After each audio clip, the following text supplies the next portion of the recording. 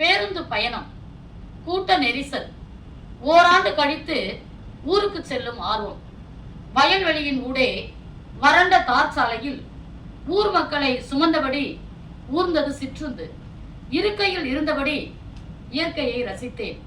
இடையில் ஒருவர் உழைத்த களைப்புடன் ஓரமாய் நின்று கைகாட்ட பேருந்து தன் பயணத்தை சற்று தளர்த்தி கொண்டது.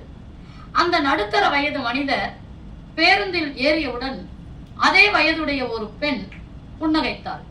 உறவாக இருக்குமோ யோசிக்கும் முன் உறுதியாயிற்று. என் அருகில் இருந்த அந்த பெண், என்னங்க உள்ள நோட்டு கேட்டானே என்பதற்குள் எடுத்து காட்டினார் தந்தை. 2 வரி நோட்டா? இது தாய். சற்று தூரத்தில் ஒரு சிறுவன், 6 வயது இருக்கும், ஒற்றையடி பாதையில் பேருந்தை நோக்கி ஓடி வர சட்டென்று நின்றது குலுங்கியபடி பேருந்து.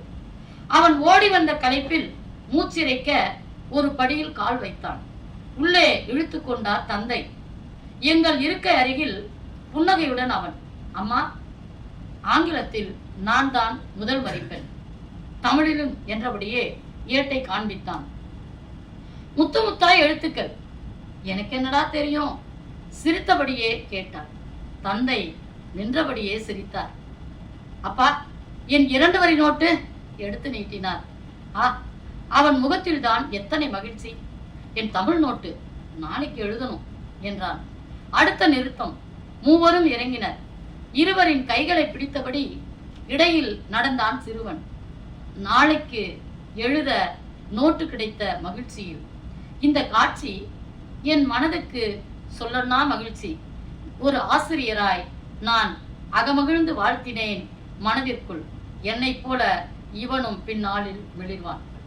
நாளைக்கு எழுதணும்னு இதுக்கு தலைப்பு கொடுத்தேன். அதாவது நம்ம சுற்றி என்ன நடக்குது அப்படிங்கிற